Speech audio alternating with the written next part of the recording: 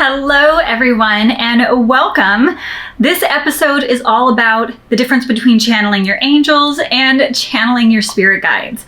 My name is Natalie Schlute. I'm your psychic success coach, here to help you manifest the life of your dreams, follow your intuition, and be in alignment with your highest self so that you can live the best quality life possible. In this episode, I'm going to really define what the difference is between channeling angels, between channeling spirit guides, what it means to channel, and then also how it feels to experience a lot of those different types of things. Channeling simply means to be able to receive messages and communication with entities in the spiritual realm. So if you can imagine a level of vibration, the most dense level being the human plane. So it's this 3D reality, everything we see, feel, touch, and hear on a daily basis is kind of a very dense reality. As we go up in vibration, there are entities, angels, spirit guides, aliens, and things that we can experience potentially if we raise our own vibration and learn how to tap into that spiritual realm. We can communicate with loved ones.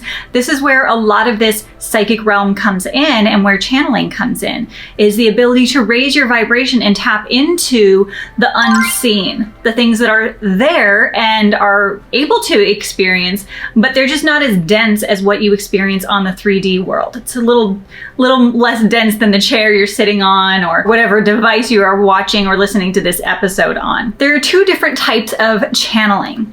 One version of channeling is unconscious channeling, and the other is conscious channeling. So someone who is unconscious, they go into a deep meditative state where they open themselves up spiritually and raise their vibration, and they allow other spirits to come in and somewhat take over their body. So that type of channeler typically is unaware of what's happening when another entity has entered their body. There are some very famous channelers who have done things like this. Edgar Cayce is one of them. He would go into trance, he would go into this meditative state, and then other things would speak through him. A lot of it was recorded, and those people typically don't know what they said until they go back and listen to the recording because it wasn't them at all. Someone else took over. So that is one version of channeling. That's the unconscious channeling. And then there's conscious channeling, which is what I do. I actually used to think I wanted to be an unconscious channeler. That was something that I was trying to call in because I just thought it was so cool and interesting. But the gift that was given to me was being a conscious channeler. And this is where I am still in my own body, but I can actually hear messages, see visions, and experience every different clair as messages coming through from different realms. So it can be coming from angels, it can be coming from spirit guides. I channel loved ones, people that have passed on. I've also channeled souls that have not come into this lifetime yet. So people that are going to have a baby in a year from now, I've connected with them as well. And so we actually can tap into this spiritual realm in a variety of ways. And so when you're conscious channeling, you're still aware of your present reality, you're still aware of who you are, but you kind of let go of who you are as a person and you open yourself up to receiving other information. And so it's, for me anyways, it's almost as if there's this translucent 3D world that is kind of overlaid to what I'm seeing in this physical reality. Hopefully that makes sense. It may come through very differently for every psychic and every person that's channeling. We all have different skill sets, but for me, that's what it looks like and that's what it feels like. And depending on how deep I am in trance while I'm talking, I will experience different things. Sometimes I'm looking at a 3D reality, especially when I'm doing psychic predictions.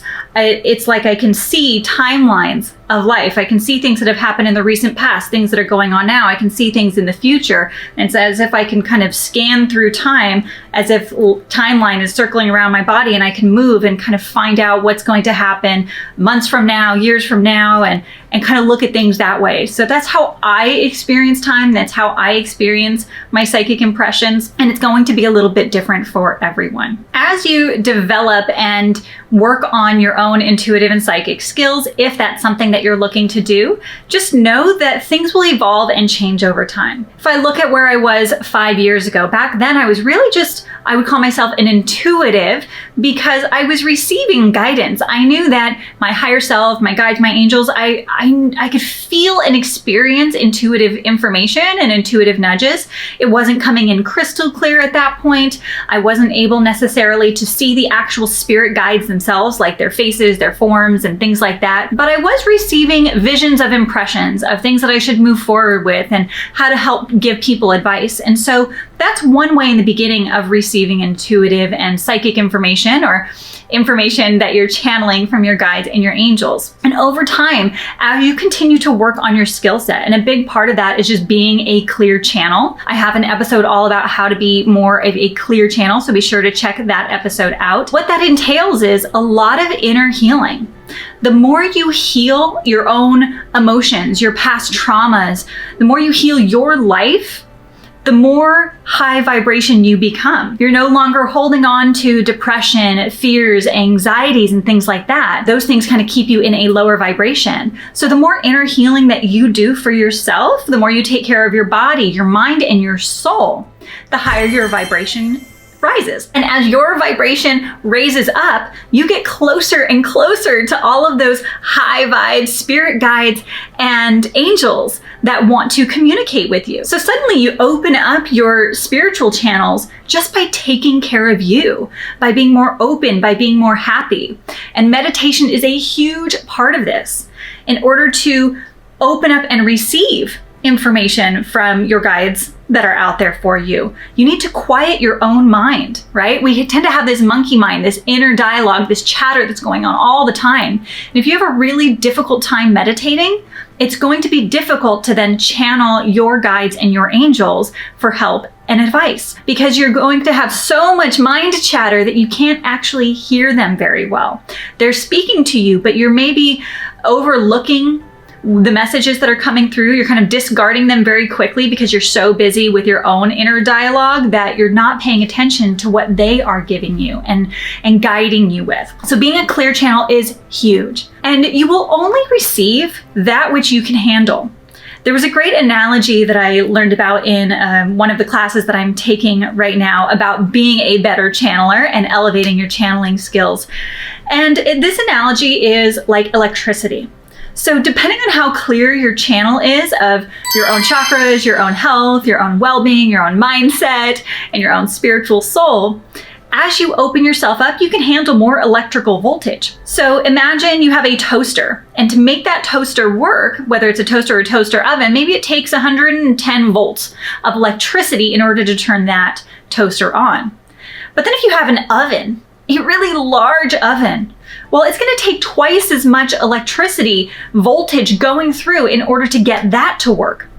And so that may take 220 voltage. Well, if I was in a state of being where I could only handle 110 volts, I'm not going to be able to channel and really get clear visions and premonitions and messages from my guides and angels if I have all this gunk, if I'm stressed about my everyday life, if I have low self-esteem, if I'm feeling depressed, if I'm feeling anxiety every day. Those things are going to keep me at a lower voltage, and I'm only going to receive so many messages. I'm only going to be able to see so much. I'm only going to be able to hear so much. And your guidance is going to be a little more limited. But as you clear yourself out, suddenly you open yourself up, and now, I can channel so much more than I used to. I've really upgraded my skill set over the last 2 years in particular. I've been working on this for many, many years. But as I continue to heal myself, suddenly things have really changed. It used to be that I was just channeling information. I didn't know exactly where it came from. But now I'm at the point where I have 2 spirit guides that I can literally see and hear and experience and talk to. I have my 3 guardian angels that I can talk to one-on-one every single day.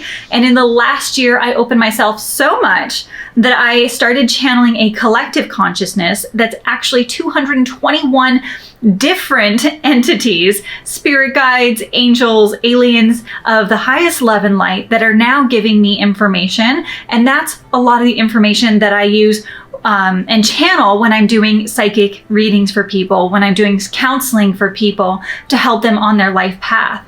It's not just me coming through, it's all of this love, light, and wisdom that's coming from all of these other spiritual entities that have a much broader perspective on what life is really about and how to move people into a better space in their life. So just know that channeling skills will evolve over time and you will only receive what you can handle. 2-3 years ago, I was in a different place in my life and I probably wouldn't have been able to handle channeling 221 souls at the exact same time.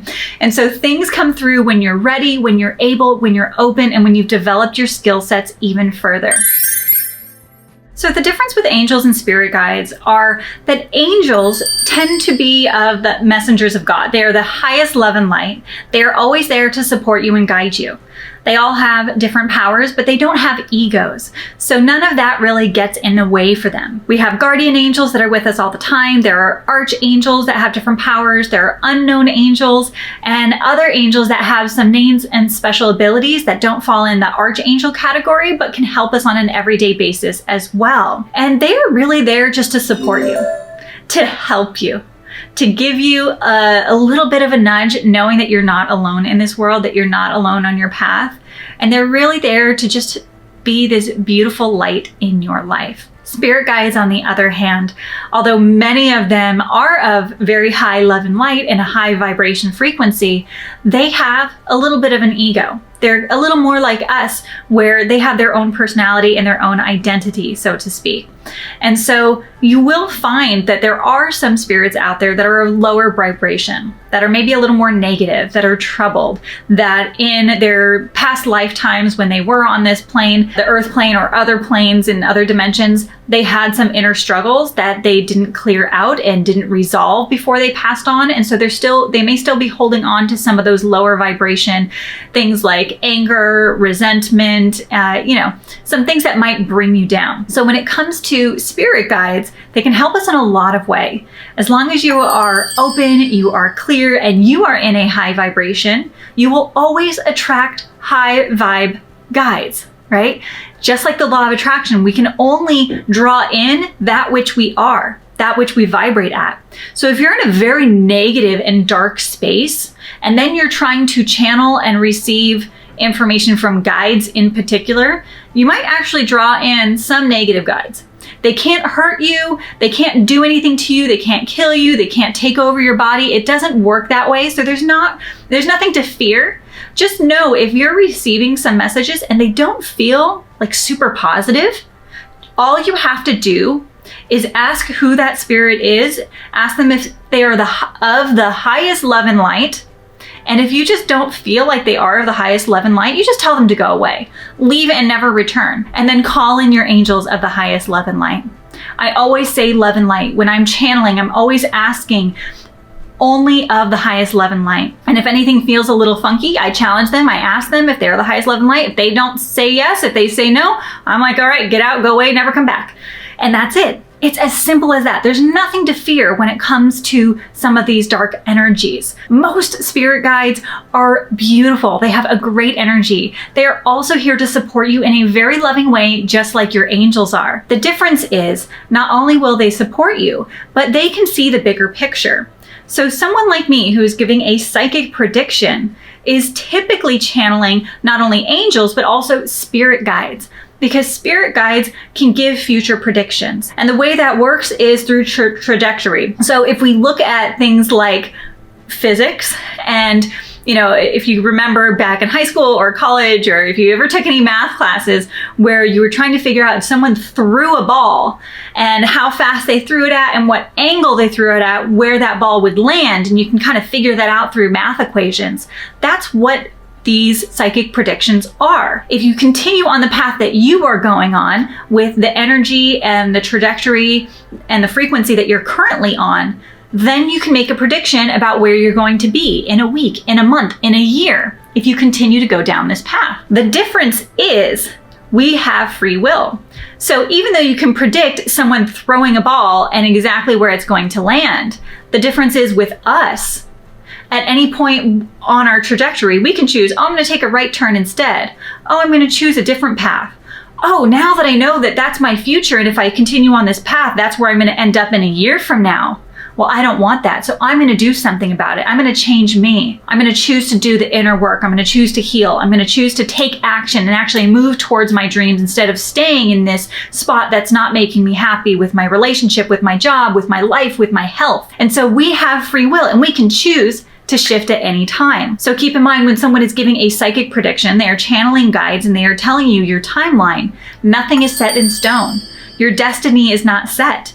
You have a choice to change and shift at any point in time. And that's a really beautiful thing because that gives you the power to be the creator of your own life, because you are always creating your life.